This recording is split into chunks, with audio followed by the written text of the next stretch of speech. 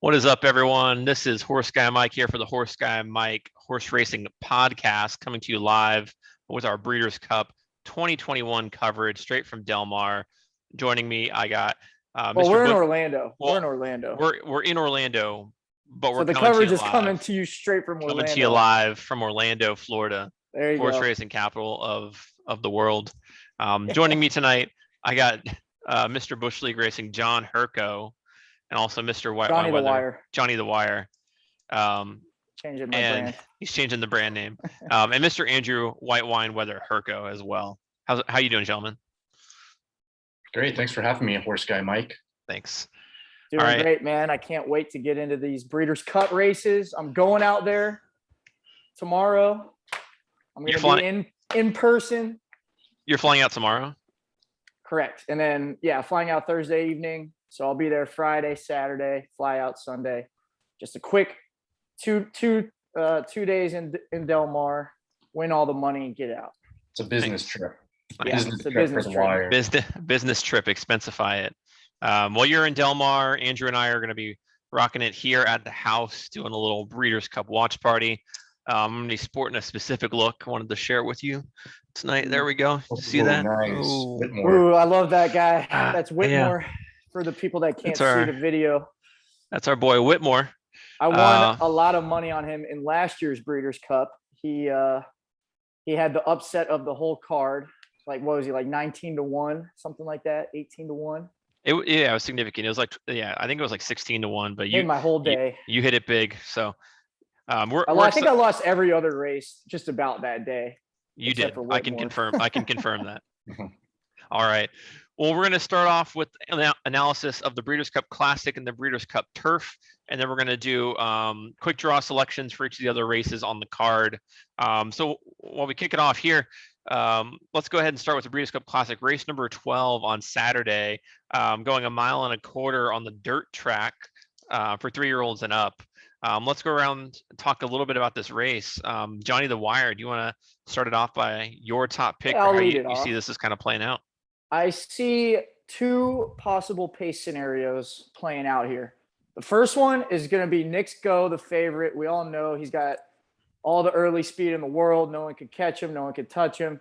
I think the most obvious pace scenario is he goes right to the front, goes around that first turn, puts a little bit of space behind him in the field, and then he just goes all the way around wire to wire. And then I think there's a high possibility of that happening.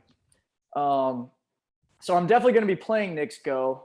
You know, he's going to be in my stuff, but I really do want to beat him. So the only scenario I think he could possibly lose is if he goes to the lead and then another horse, let's say Medina Spirit, you know, I don't think Medina Spirit's going to be fast enough to get in front of him. So let's say him and Medina Spirit go at it for the first, 3/4 of a mile. They go at it around the turn, and then all down the backstretch, they're kind of heads apart.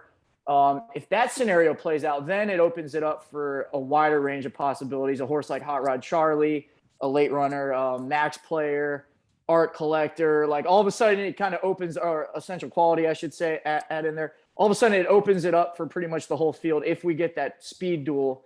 So I'm hoping the speed duel materializes just from a gambling and a watching perspective. But yeah, that's how I see it playing out. All right. Do you have a top pick in the race? I do. I was going to kick it to either Andrew or you to see if you guys want to offer your thoughts on maybe the pace scenario. Yeah, I wrote down the pace myself. I had Knicks Go and Medina dueling it at the beginning there. So you like the duel? I like the duel. I think the duel is going to happen. Okay. And that opens it up to the group that I like. I notoriously like the EP horses. So you got Art Collector, Essential Quality, Hot Rod Charlie in there. I think those might, just be cruising right along, and then just hits a winner at the end there. All right. Yeah, I kind of feel the same way. I love that Hot Rod Charlie drew inside in the 3-hole with Knicks Go sitting a little bit outside of him, Medina Spirit sitting even farther outside. What I see happening is that Hot Rod Charlie has great gate speed. He's gonna kick out. I don't think he wants to get caught up in a pace duel. I don't think Doug O'Neill wants him to get caught up in a pace duel with both Medina Spirit and it happened in the Belmont. It happened in the Belmont. He almost hung on to win. Couldn't quite do it.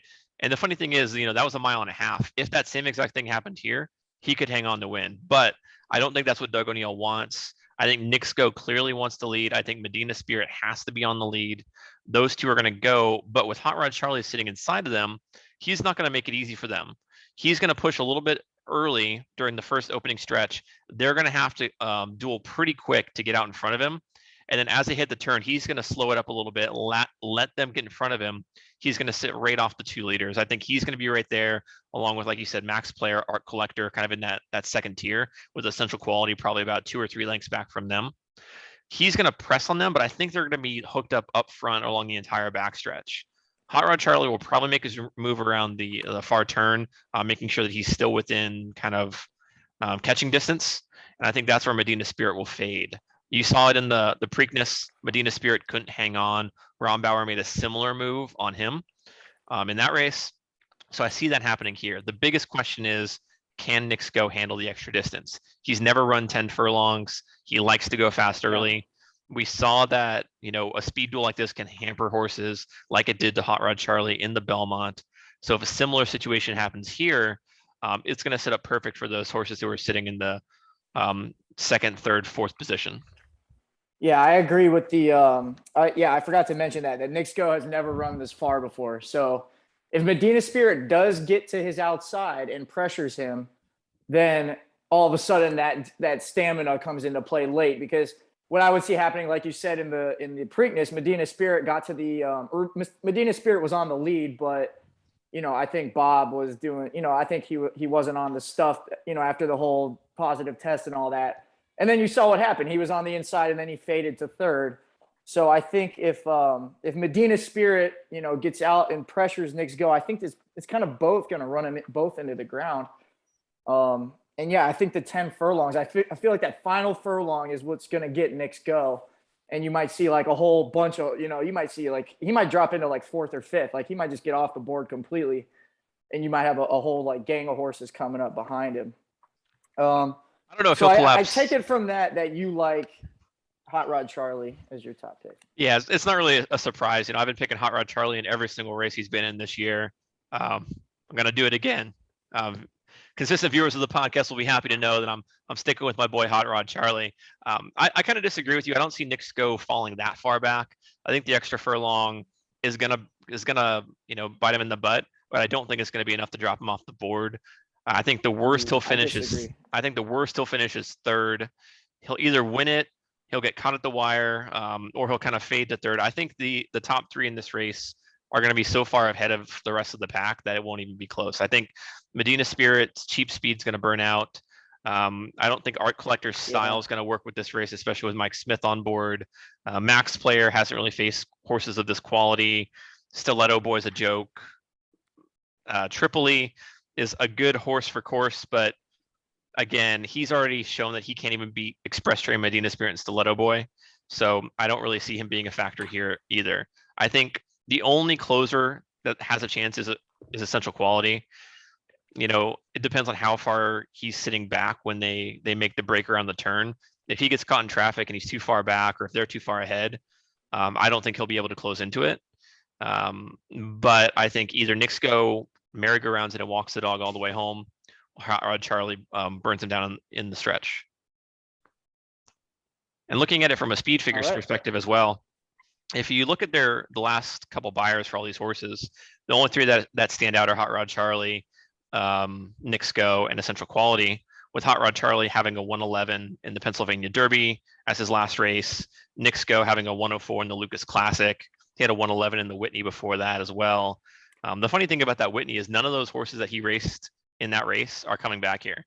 They're not that good either. Like Maxfield, he was never that good, and he got second. Yeah, Maxfield ended up not being good. Silver State is in the mile, and he's got a good shot there, but he's not a distance horse, and so Swiss Skydiver, she wasn't worthy. So he had a good figure in that race, but it wasn't facing a ton of good horses. And I'm throwing out his Cornhusker at Prairie Meadows completely. First of all, it was on Lasix, and it was in Iowa. Why is that even on the form? All right, so there's your picks. Andrew, did you give a top pick yet for this one? I don't think I have. Give out your top pick because I got some fun stuff. I got a fun pick for you guys. Nice, I like it. I made a lot of money on our collector once with Swiss Skydiver. Oh yeah, that was in Keeneland. That was the bluegrass. I'm a little partial to art collector, but I don't think it's ran this distance before, so he's out. Same with yeah, you're right. Sorry, he ran in the Preakness, which is almost this distance, but not quite. Yeah, and he didn't do that well. I'm thinking one of Go Nick's Go, Bing Bong, or Medina Spirit are just. And then you got a closer coming in. I'm gonna go with a horse that won the Belmont, the Jim Dandy, and the Travers. He's got the good stuff from Brad Cox. I'm going Essential Quality. All right. Strong pick. So John, who is your top pick on top? All right. So, well, to go off the art collector thing, I also like art collector a lot. I was betting him all of the time last year. He was going to be my Kentucky Derby pick last year, but then he scratched. So now seeing him come off the 3 wins in a row, I'm like, it seems like he's getting stronger, as he and he's going up. His speed figures have gotten better each time this year. But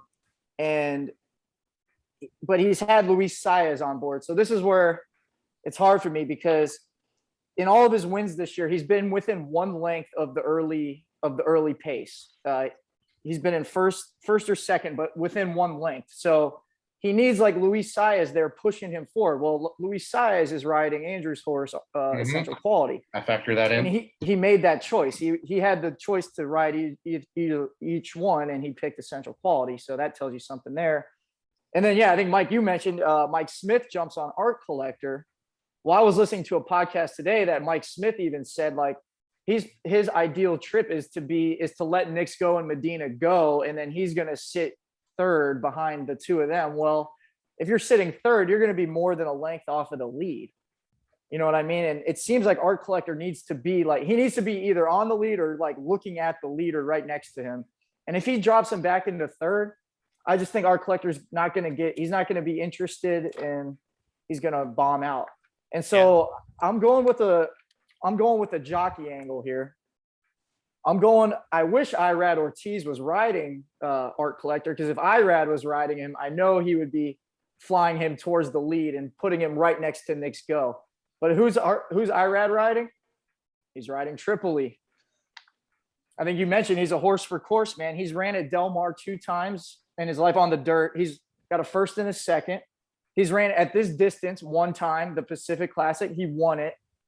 And what post position did he start at in that Pacific Classic? Oh, he started along the rail. He's in the 1 post. Where's he today? He's in the 1 post. Irad, he's not afraid to push a horse out towards the lead. If you look at the sheets on that Pacific Classic, Tripoli was in 3rd place, but he was only 1 length behind the leader. So even in that Pacific Classic, he had a little bit of speed out of the gate, and he sat in behind the leader. And then what he did was he ended up looping him around the far turn, and Tripoli could get the distance, and he loves the Del Mar track. So, I mean, I'm looking at it, I'm like, and that was with Tiago Pereira. Like, Tiago Pereira is a nobody on the California circuit. Now he's getting Irad Ortiz, and he's working out fine. His workouts don't tell me he's doing bad. He's like firing bullets just about. I mean, I'm like, why not, man? If we get the speed duel, like, I know, Mike, you like Hot Rod to be that inside horse, but maybe Tripoli's going to be the inside horse. All right. So that's my pick, Tripoli in a big upset. All right, I like that angle. The one thing I'll knock about Tripoli is the fractions in those races were pretty slow. So I don't know. Really, he ran a 125 time form for the early. Yeah, but comparing that to, like, if you look at the fractions and where they're at, they're moderate, they're middle of the road. But I think Medina Spirit, Hot Rod Charlie, Nix Go, they're going to be setting red fast fractions there. So I don't know if he'll be able to keep up. I like the pick. I mean, he won the Pacific Classic. He had a 104 buyer that day at Del Mar. So you were there for it. You got to see it in person. So I definitely had understand. A little money on him too, so I like him. Just, it's a biased pick. Yeah, it's an emotional connection, but also, I mean, it's a logical one. I can see getting there. If you don't like any of the top 3 choices, why not try to get a good price home? I will try to play Nix Go. I will say that, though. I hate to say it, but he just looks very strong. He does look strong. All right, so we got Essential Quality from Andrew, Tripoli from John. I'm on Hot Rod Charlie. There we go with our Breeders' Cup Classic top picks and pace scenario. All right, now we're going to move on to the Breeders' Cup Turf. Going 1.5 miles on the turf course here at Del Mar. John, I'll let you kind of lead off with what you're thinking here. Are you going Euro? Or are you going American? What's been your strategy for turf racing here? I think I got a little bit of both for this one, but I'm just going to touch on the pace. What I think the pace is going to be real quick. So there's this big debate on Twitter about Tribhuvan not being in the race, but he is getting in the race, and he's a front runner, and so is Acclimate, and they're both drawn 5 and 6. If you look at Acclimate, he's a straight burner. Like, he'll go out there by like 2-3 lengths in front, and Tribhuvan likes to be out there 5 lengths in front, whatever. So I think both of them, like, it's gonna be really interesting to see both of them really go for it. And I think you're gonna get a pretty fast pace in here. And I think it's gonna open up space behind those two for like some of these other horses with tactical speed to kind of drop in and get around the track. So that's how I see the pace shaking out. So I think it's like it's gonna be really interesting, because usually these turf races are run really slow early, and then it's just like a mad dash towards the end. But this one's going to be really different, where it's going to be pretty fast early, and it's going to be we're going to see which horses like to run into a fast pace. All right, Andrew, what are your thoughts on this race? Yeah, I had the same for the pace. Tribhuvan, Acclimate, and then I also had Chanel Maker. Is he going to be pushing the pace? I think he's also eligible. He didn't draw in. Oh, let me mark him off. It's just Channel. It's not Chanel. It's just Channel Maker. Yeah. Yapoon. Yapoon. Yeah, I think John nailed it with the pace in the race. My problem handicapping is the Euros. Not a lot of information on these things, so I'm flipping through, and I see this horse Tarnawa. Oh yeah. Who the heck is this Irish guy? Like Conor McGregor. Who are you? It's a she, first of all. She's like one of the top turf horses in the entire world. And you're just like, I've never heard of you. She won this race last year. 9 to 5. I'm like, who's this? Secretariat. Who is? I've never heard of you. So maybe you guys could sell me on her. But no, I like. Should I give a pick or? Yeah. So when you were looking through the PPs, what were your thoughts? Who were you kind of falling turf, to? I kind of gravitate usually towards trainer Chad Brown. I think he's great on turf. Domestic spending, he's beaten Tribhuvan and Gufo in the Manhattan. That's big time. Yeah. I mean, domestic spending is going to be. I mean, he's won 6 out of 8 lifetime races. He's going to be. Yep. He might even go off as the favorite, to be honest with you. Yeah. I was looking at this race a little bit similar. So I wanted to narrow it down between like who's the top American, who's the top Euros. For the American, I landed on 2 horses, both trained by Chad Brown. First one you just mentioned was Domestic Spending. He would be, I think, undefeated this year, if not for that last race where they were actually absolutely crawling on the pace. They were going 52 to open 116. That was the slowest pace I've ever seen in my life, and he still managed to get second by a neck. Just barely couldn't get up in time. There's no way that this race goes that slow. He still managed a 101 buyer for that by finishing strong, but there just wasn't enough pace up front to close into. And if you take that race out or give him a little bit of credit for it, his resume this year looks amazing, and he has the style that's going to fit American turf with the tighter turns, with the running style here in America that I think the Euros are kind of fighting against. The other thing about that race is it was run on Lasix. His 2 races before that were not run on Lasix. He got a 106 buyer and a 100 buyer in the Manhattan and the Turf Classic at Churchill when he had the dead heat with Colonel Liam. So I think he's had a really good year.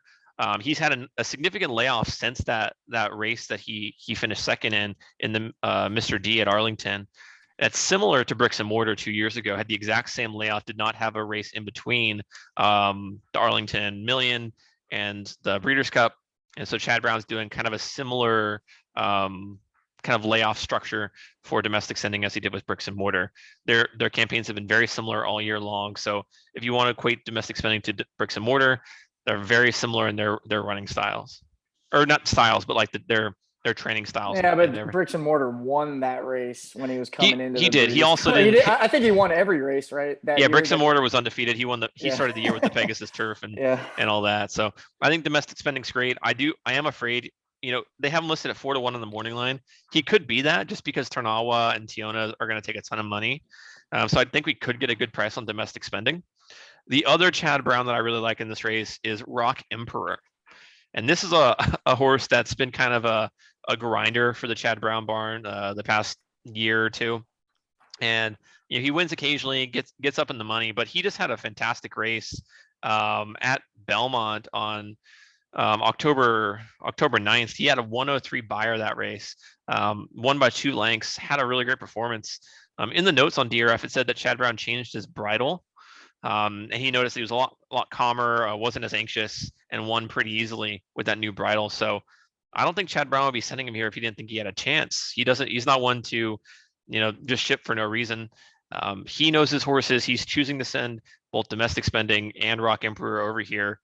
I think Rock Emperor at 15-1 with a 103 coming off a 103 buyer and a really strong prep race, that maybe they figured him out. I think he's a live long shot on this board. So that's where I kind of landed with the Americans. Yeah, I agree on Rock Emperor. You told me that little tip on his they changed the bit or the bridle or whatever. Yeah. And then he goes out and wins a grade 1. So it's like, whoa, that kind of gets your attention. So yeah, 15-1. I think he's a great long shot. And I think he'll get more than that too. I think you probably get 20-1. Oh yeah, he'll float up for sure. Yeah, with all these like big superstar horses in there. It's actually funny. Like my top pick. I didn't really have much of a top pick, but I'm going with Gufo. I've always liked Gufo, but him and domestic spending have gone head to head a bunch of times, and I feel like domestic spending's got the better of him more often than not. So that doesn't, that's not great, but I do think Gufo, like if you look at the PPs, domestic spending's never run 1.5 miles yet. Kind of like Nick's Go has never run the distance. And Gufo has run it 3 times, and he's got 2 wins in a 3rd place. So and the 3rd place was his last race where. Who did you get 3rd to? He got 3rd to Rock Emperor. But if you look at it, if you pick it apart, Mike, horse guy Mike. Pick it apart. Start picking it. You look at it. Gufo went from 7th place to 1st place at the 3rd point of call, or no, the 2nd point of call, which is it looks like he made his move too early. At the first 3/4 of a mile, Gufo was in 1st place. He went from last to 1st way too early. And then he ended up fading to 3rd. So what that tells me is like maybe Rosario, the jockey, just like, I don't know what I need to watch this replay yet, but I need to see why he went from last to 1st so early, because there was still, another 1.5 minutes left in the race. And so I feel like he went to the lead, and then he probably slowly, he started his run too soon. So maybe if, he just lets him sit back a little further, waits a little longer on that, boom, he'll have more in the tank to finish off with. Yeah, absolutely. So that's kind of a good overview of the Americans there. Andrew, do you have something to add? Go for it. Oh no, sorry. No, I have one more. I have one American though. You have one more American. It's a long shot. I put him underneath. I think he might have a chance to win. I think he definitely has a chance to hit the board, and that's United. He is in the 2-hole. He's a West Coast horse. He's 5 for 6 at Del Mar in the top 2, and he's 3 for 4 at the distance in the top 2. So he loves running 1.5 miles. He loves Del Mar, and he's getting Johnny Velasquez. And if you look, he's got coming off a 99 buyer. He's coming off a win in a grade 2 at Santa Anita. And I think he's a really good horse. And I know I've watched him race a bunch of times. He's the one that'll sit 3rd or 4th, while these other horses we're talking about are coming from way back. He'll already be in front of them as they turn for home. And then it's just a question of whether can he hold them off or not. Absolutely. I do think from a jockey angle too, interesting. United's had Flavian Pratt all year. Pratt's, of course, saying on domestic spending. Again, I think that maybe a bad choice, man. I don't think so. I don't think many people would disagree that Flavian Pratt's probably one of the best turf riders in America. He rides turf horses here like no one else, and I think he has that advantage. Having the experience at Del Mar, choosing his specific horse, I think any advantage that the Euros might have had, having that home field advantage and that experience for Pratt, being on the best American horse might give him the edge here. Andrew, do you have something else to add for the Americans? I do not. All right, let's talk about the Euro invaders here. We'll start with Andrew's favorite horse, Tarnawa. So yeah, it's a Trigger. Who the fuck is that guy? Okay, let's. Who is this filly? Well, she won this race last year as a 3-year-old. She just got second in the Arc de Triomphe by essentially like a half a length. She was going to win that race. A long shot came out of nowhere, was running on a better part of the track, and that really wasn't that long of a shot, like that unrealistic of a shot. Torquator Taisso, big like German. 70-1. He was, but he's like a German champion horse. He was coming off wins. Like it was logical when you look at his form. But everyone was just so on with Tarnawa and some of the other horses there that they overlooked him. So he wasn't a bad horse. And she lost by, inches. And if she was coming off that race, she'd be getting a Nabel type hype, I think. If she won the race, of course. Yeah, if she'd won that race, But she'd be getting a Nabel type hype. She won this race last year. It was her only race ever in America, and she had a 109 buyer at Keeneland. Came back, won the Ballerone Stakes, got second in the Irish Champion Stakes and second in the Arc. Yeah, so you guys clearly love Tarnawa. I'm actually playing against her because last year, if you look, she was coming in off 3 wins in a row into the Breeders' Cup. And then in the Breeders' Cup, if you remember, at Keeneland, they had a bunch of rain that week. And so the ground was a lot softer. And she's coming in on really firm ground here in America. And so, like, I feel like she's very good at running on soft ground. Like, if you look at her PPs, it's a lot of heavy, a lot of soft. And I feel like not a lot of horses can run on that stuff, and she's really good on it. So maybe that's why that kind of bumps her up on the soft turf. While everyone else kind of can't handle it, she's like thriving on it. And so I think the firm turf is really going to be more of an equalizer. It's going to bring more horses into play, like a Gufo. Yeah, so it's funny you mentioned that because that brings us up to Tiona, the 3-year-old filly from Europe. She's coming off of back-to-back wins. She was in the Prix de Vermeil and the Sunnydale August Stakes. She had two wins there. She was pointing towards the Arc de Triomphe. It would have faced Tarnawa there and some of the other horses, but the ground came up too soft and too heavy that the trainer decided, hey, we're going to point towards the Breeders' Cup instead. So this is a filly that wants firm. You see her last race, had firm, won it fairly significantly and beat Snowfall, very good horse over in Europe. So if you're looking for a horse that likes firm ground and is pointing towards firm ground, Tiona's the one you're going to want, especially as a 3-year-old female who is intentionally facing olders and older males. She could have easily gone to the filly and mare turf and been an even money favorite there. But her trainer thinks that she's got enough of a shot here that she's been pointing to this specific race for a while now. So I think at 6-1, she's going to be a kind of a big wise guy horse. I got a sneaky Euro for you guys. Walton Street. Yeah. Seasoned veteran, just won. It was not the Arc de Triomphe, but it was a G1 race. In Canada. Yep. Hey. He won by 5 lengths. I'll give you that's a big win.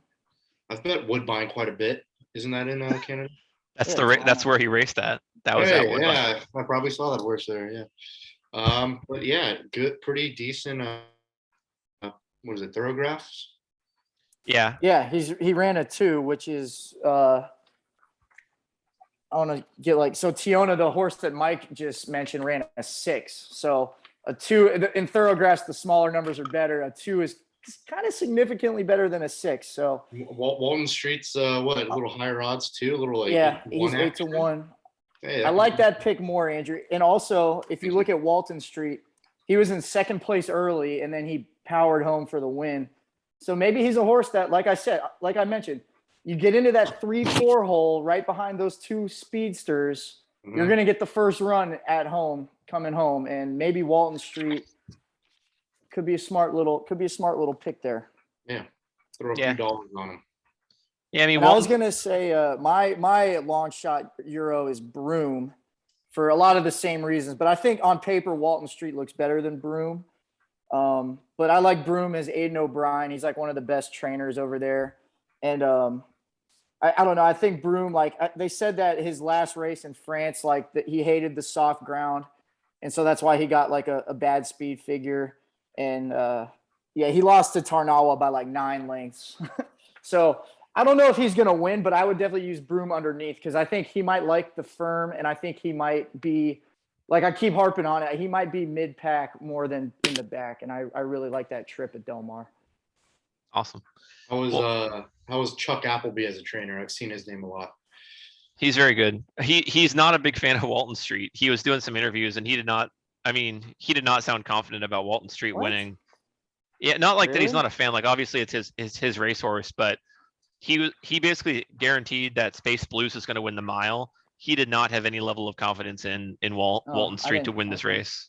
There's I a don't lot know, of good man. horses in this race, Walton though. Street runs a lot of 2s and 3s on the thoroughgrass, and like, I mean, you want to talk about like those are good numbers. Like, I mean, Domestic Spending, the horse you guys like, ran a 1, so I mean, he's right there. Why Yeah. not? Yeah. All right. So who's everyone's top pick in this race? Andrew, top pick, number 1 pick. Lead it off. Domestic Spending, I like a lot. I like Tribute Haven, and then I also like maybe Walton Street sneaking in third there. All right. Who's your number 1 top? Domestic Spending. Domestic Spending. All right, John. By a good shot too. Yeah. Yeah. Gufo is my number 1, and then I'm going to use horses like United, Broome, and Rock Emperor underneath. Maybe Walton. I might throw Walton Street in there now, Andrew. You might have sold me on him. Yeah. All right. I'm torn between Domestic Spending and Tiona. I think I'm going to go Tiona just for, I think I'll get a little bit more value on her. No. She's at 6 Mike, to me and 1. you, we're gonna beat a hammer. Andrew We'll have looked at six- Andrew looked at the thoroughgraphs and he saw that 6 for Tiona, and that scared me off. Yeah, and, Mike, we're not betting that. It's gonna be me and you, Domestic Spending, your house. I'll probably have a significant amount of money on Domestic Spending as well. But I think if I just had 1 pick in this race, it'd be Tiona for the price. Bullet right. to the head. You going Tiona? I like it. All right, cool. Well, that leads us. That wraps up the top 2 races, the Turf and the Classic. So now we're going to do quick draw. We're just going to go, kind of race by race, kind of go around the horn. Each one of us is going to continue to just pick a race we want to talk about, and then we'll just go into that analysis from there. So John, I'll let you quick kind of kick analysis. us off. Yeah, quick analysis. Not like what we just did. All right. So I get to pick any race for the 2 days that I want to talk about. So let's talk about the horse that I own. How about that? All right. God Stormy. Scott Stormy. Yeah, I bought into her. I guess technically I lease her because they leased her for 1 year. But anyway, I get paid out for her races through my racehorse. I bought into her because she's always been one of my favorite horses in training. And she won that big grade 1 at Saratoga, the 4-star Dave. And so here she is in the turf mile. And I got to pick her. Got Stormy. I think, again, I'm telling you, I love this trip where she's going to be able to hopefully get to like 3rd or 4th in behind the speed. And then those sharp turns, she's going to run them and then get that first jump and hopefully take it all the way. So got Stormy in the turf mile, race number 9 Saturday. All right, Andrew, did you have a top pick in that race? Dude, I like Mo Forza. Mo Force has been kind of dominating that division. He wins. He wins every time. 8 and 14 lifetime, 5 in a row. I think he froze. Uh-oh. Uh-oh. All right, Mike, who's your Mike? Who do you like in the Did you hear turf mile? You kind of froze for a second. Okay. You I said was 8 and asking Mike 14 about or Space something? Blues. I need more info on this horse. Yeah, so I'm trying to avoid favorites, but I mean, based on what Charles Appleby said, Space Blues seems like he's got the best shot. He's coming off a Group 1 win at Longchamp, a Group 2 win right before that. I think he's got a big shot here. He is stretching out in distance, so I'm not so sure there. So Like you, Mike, I'm trying to beat favorites, but I think Space Blues has a real big chance to win. Yeah. And also like the thing about stretching out in distance, like the 'Cause they're 7 going furlongs, straightaways. because it's a straight 7 furlongs. So when they run the turn, they kind of idle. So it's actually like you're not sprinting a full Yeah. mile when you do the turn. So I think he'll be able to get the distance, and I think I'm definitely going to use him. I'm not stupid, but got Stormy. I got to play my horse, but Yeah. I think Space Blues is. The other one I really like here at a big price is the number 1 horse, Master of the Seas, at 12-1.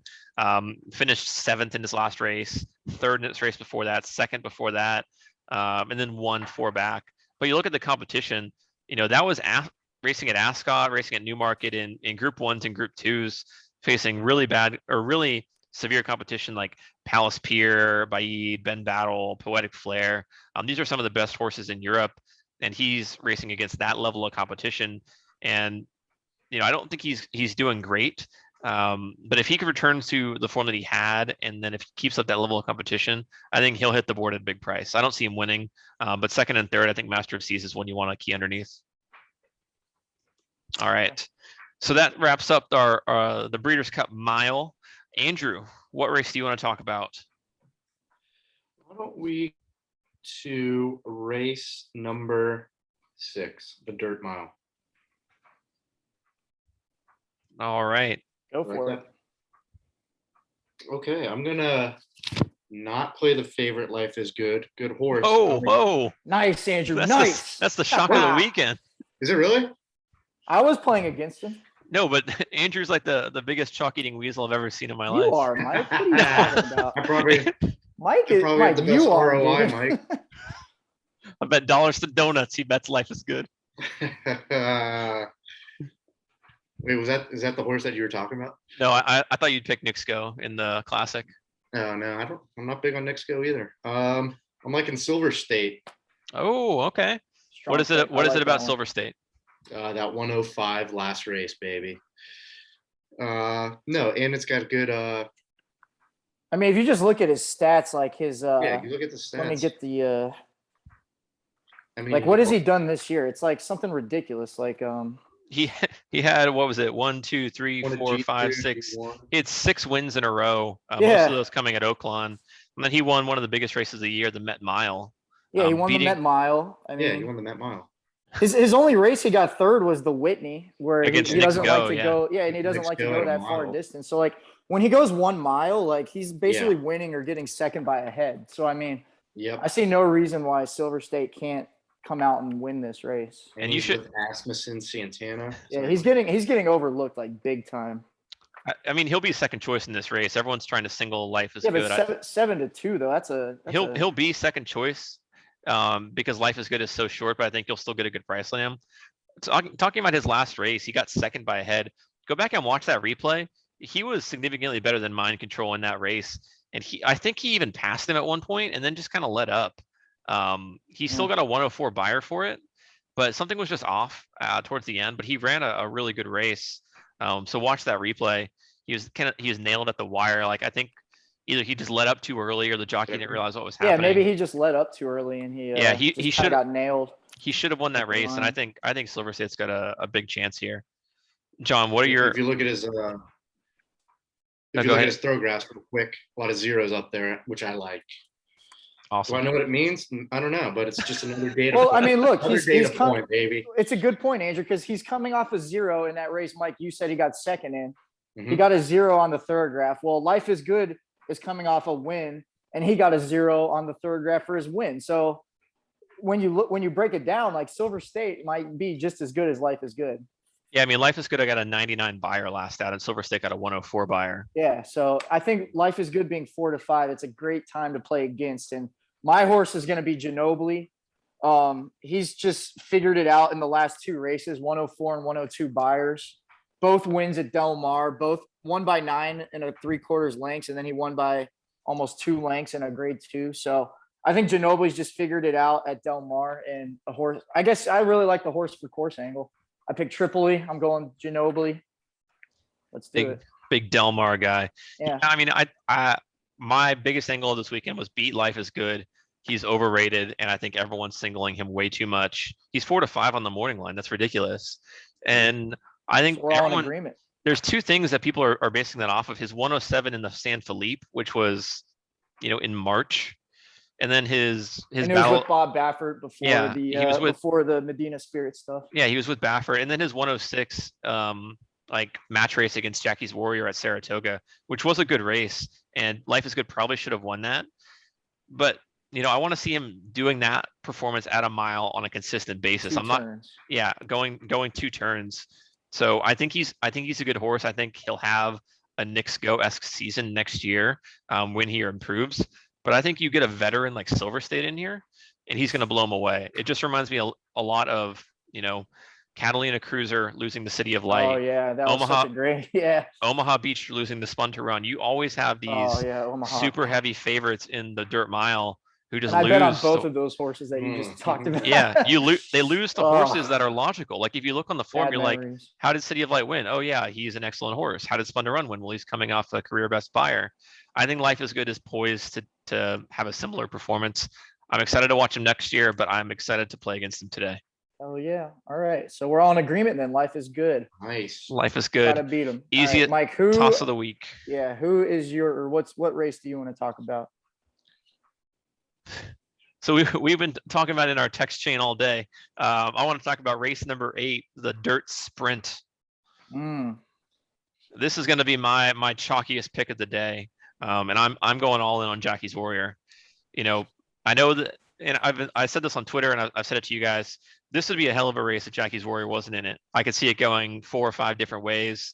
There's a lot of really good horses in here, Following C, Dr. Chival, CZ Rocket, even Forense Fire, all wonderful horses. They just don't compare to what Jackie's doing this year. 110 buyer, 107 buyer, 102 buyer. If you put this horse at 6 furlongs going 1 turn, there's no chance. Like you can't beat him unless you're beating him with a stick.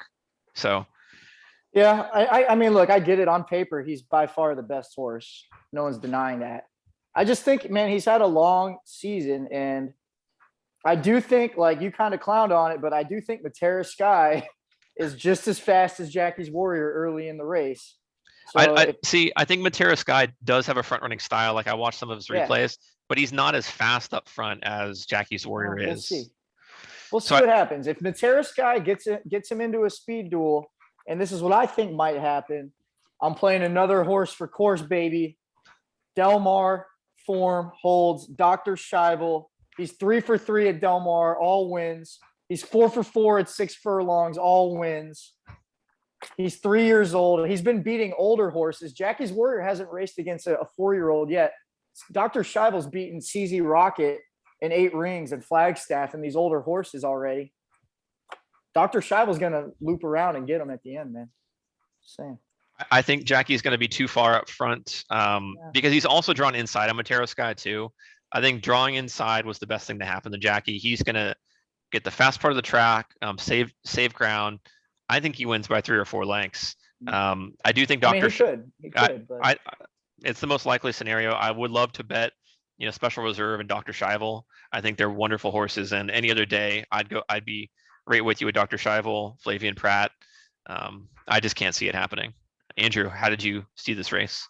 Yeah, I wrote down Jackie's Warrior, insanely good. I don't think it's going to lose, but I had a couple different horses underneath. I think I could guess one. I have one for underneath that's I feel as a lock for hitting 2nd or 3rd. I had fade on Dr. Chival. Oh, no, not that. So then the 2 horses I had underneath, Special Reserve and Aloha West. Yep, Aloha West. That was my guy. I like that guy. He's been running strong speed figs, man. Yeah, barely lost to Special Reserve last race. I don't see why one of those 2 can't sneak in there for a little 2nd place under Jackie's Warrior, make a little money. Yeah, I mean, Aloha West has only run in 1 graded stakes, and he lost it. But he lost by a neck. He lost by a neck. He had 100 buyer and 0 on the Thoroughgraph. Yeah. No, I think that's the thing. I think Jackie's a late runner. He's a late runner, so he's not. I don't think he's gonna come he's not gonna be like Whitmore, like your hat, and come flying late to win it. But I think he'll come flying late to get 2nd or 3rd. Yeah, and I think Special Reserve lost to that juiced up Lexingtonian race, which is. Oh, he did, didn't he? Yeah. Yep. Special Reserve is really good too. I like him Yeah. or Dr. Scheibel. Yeah, those are my 2 underneath picks as well. Okay. All right, So, Mike, it sounds like we're going to hammer the Jackie's Warrior Special Reserve Exacta. boom. I mean, That's it. I will, Nice unlike pull. Life is Good, I will play Jackie's Warrior and some stuff, but I just got to figure out, how much money I'll have on Yeah, him. I mean, I get you trying to beat him. He's going to be one of the top 3 heavy favorites on the day. I think he's the most deserving favorite. The Mhm. the angle that you use that I don't like is I don't like to bet horses that thinking they're going to bounce or get tired from a long campaign. He's having consistent form, and Mhm. I think he's going to keep it that consistent form. If he had been up and down, I'm not going to bet him on his top. I'm going to say like, okay, he's probably somewhere in the middle, but he's just Yeah. been progressively getting better and better after each race. So that's my All right. pick. The sprint I'm going Jackie's Warrior. Andrew's going Jackie's Warrior. John, you're going Dr. Scheibel. All right, John, is there another race you want to talk about? We'll do one more around the horn. One more. Damn, there's like Race 2 10. that I want to talk about. All right, so I'll go with the Filly and Mare Turf. Kind of a random race. So Scramble. Back What in- number is that? What number is that? race 7 on Saturday. Oh, I hate that race. I say that, yeah, no, it's not the best, but I say this because in October I was betting the European card in France, and I was already down. I was down from the previous weekend, and so I just threw my money on this horse in France, and she was like 23-1, and I used my $10 bet back, and she goes out and she wins a Grade 1 race. Her name's Rougier. She's in this race. She comes over for the Breeders' Cup now. Let me get her number in the program. She's number 4 in your program, Rougier. You better August 3rd. She was 22-1. No. I bet her on October 3rd. She was actually She was a 2-1 favorite, but in the U.S. market, she was like 23-1. That's right. I got a crazy value on it. So she's like, I don't know how that happened. It was such a miracle win. Like, she won by a nose, but I looked at her form, man, and her thoroughgraph numbers are getting better each time. She's up to a 4 now in that win in France, and she's only 3 years old. So I think she could keep getting better, and who knows, man, maybe she comes over here and she gives me a little bit more money. So I stay loyal to my horses that have won me money in the past. So Rougier in the Filly and Mare Turf, and she's got a great name, and she's a French filly. Love it. All right, Andrew, do you have a top pick in this race? I said this one was very hard to handicap. I have 3 horses, 6 to 8, and I like War Goddess the most out of those 3. So you like Love, Warlike Goddess, and Love's Only You. Yep. Yeah, those are the standard 3, I would say. Those are the So you got Warlike. logical 3. You got Warlike Goddess on top, going with the American. Yeah. All right. I'm going to go with Good. your selection window there, and I'm going to go with number 8 on top. Okay. I think it's going to happen. First year ever. Japan is going to win a Breeders' Cup race with the number 8, Love's Only You. Got a second last out to one of the best horses in Japan. Won the race before that. If you look 3 back, was racing in one of the biggest turf races in the world in the Golden Shaheen at UAE. Lost to Mishrif, who is one of the best turf horses in the world. One of the best horses, period, dirt or turf. And Chronogenesis, who was a big time mare in Japan as well. I think Love's Only You has a big shot here. 4-1. I'm hoping we get something closer to 5 or 6-1. But I think she breaks the curse. First Japanese horse to ever win a Breeders' Cup race. I like it. So I'm going Euro. Andrew's going America. Mike's going Japan. That sounds like a little head-to-head bet there. I kind of sold me on that horse. I might do a little exacta with 7-8. I like a big Love's Only You exacta. A 6-8 exacta, cute. a little Love exacta. 0608 Squid Games. There we go. All right, Andrew, do you have a race you want to talk about? Let's talk about race 10. I think that's a good race. Great choice. It's a good one. Let me get my notes out real quick. So you want to talk about the Distaff. Breeders' Cup Distaff going 1 1/8 mile on the dirt. 1 1/8 mile. It looks like Latruska is the class in this race, the favorite. Won 5 in a row, 6 of 7 in 2021. I read on the saddle. just coming off, great year. But I think there might be a little upset special coming. Oh, are you not picking Latruska as your top pick? It's near my top. I also like Molitot, great horse. But I'm liking Royal Flag here. Damn, man, that's crazy, dude. I had all three of those written down. I kind of want your guys' opinion on Royal Flag. Dude, I wrote down Royal Flag bomb on my notes. Yeah, I could see it. She could blow it up. She could blow it up. I think it barely lost to Latruska, or it was willingly against Latruska before. She lost pretty handily to Latruska. No. That was Mike. That was at Saratoga, and she only lost by a half a length. Yep. And she was flying late, and that's the one Latruska had to barely hold on to. Yep. And then if you look at the next race, speed figures even better. Yeah, she comes back and wins the race after that with an even better thoroughgraph. She went from a 1 to a -1. So even though on buyers it looks like she went down from a 100 to a 99, on thoroughgraph she actually got better. So I mean that she might get even better a little bit more, and then she's beating Latruska. So that's a smart pick, Andrew. I really like that one. Cool. Mike, what do you think about this race?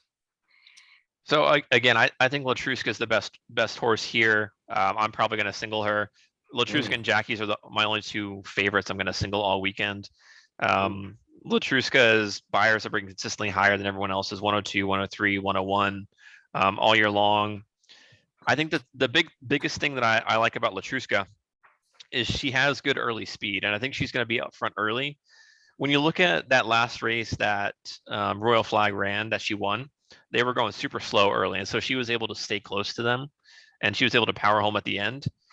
I think when they go too fast early, they get too far away from her because she sits so far back that I don't think she'll be able to close into it. That's what the trouble she had at Saratoga. So I think she's going to face a similar trip here because I think Latruska and I think maybe Horologist will lock up front. I don't think Horologist is really going to press that hard.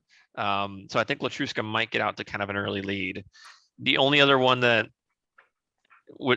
She Dares the Devil is also an excellent filly. I don't think her running style fits here. I think too many of these horses have similar kind of EP off the lead, make a one move running style. Malathot's similar. She Dares the Devil, Royal, what's her face? Private Mission. They're all very similar to that. Like needs to be second, third, fourth, and they make their run at the leader. I think Latruska is going to just go fast, and no one's going to be able to do that for her. So, yeah, I agree. I have Latruska as my top play. But I wrote down Malathot. I have Malathot as the only other horse that I would play in like a pick 4 scenario. But I think for sure, Andrew, I think I'm going to use Royal Flag on top of a small exacta, just in case Royal Flag comes in there and flies home late and takes it. I like that. I think you got to cover your base a little bit with her, just in case she does feel good and goes and gets it. Yeah. Yeah, Malathot's really good, and she reminds me a lot of Swiss Skydiver last year, who, I think she's better than that. Well, she dominated her class. They had similar campaigns, and then just ran into an older female that she just couldn't get by. And Monomoy Girl for Swiss Skydiver last year. It'll be Latruska this year. Yeah, I guess last year was weird with the COVID because the Kentucky Oaks was like in September, and She Dares the Devil one. Yeah, weird, but okay, yeah. Latruska, Malathot, maybe Royal Flag. Awesome. All right, so I'll go ahead and pick a Friday race since no one's picked any Friday races. We'll go ahead and talk about the Juvenile. That's race number 9 on Friday. Going 2 turns on the dirt. A lot of these horses facing 2 turns for the first time. Heavy favoritism on the one horse, Jack Christopher, at 9-5. I don't really know what to do in this race, and that's why I wanted to talk about it, because I think there's 4 horses you want to look at here. The one, Jack Christopher, coming off a 102 buyer.